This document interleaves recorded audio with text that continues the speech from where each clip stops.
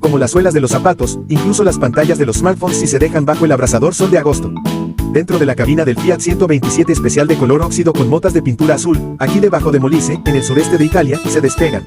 Excluyendo ir al zapatero inalcanzable, procedí con el bricolaje habitual, limpiar las superficies a pegar, extendiendo una fina capa de masilla de cola de buena calidad. En ambas partes con la ayuda de una jeringa y haciéndolas adherir a presión durante unas 24 horas. Después de esperar unos 10 minutos para el rendimiento máximo de la cola antes del contacto.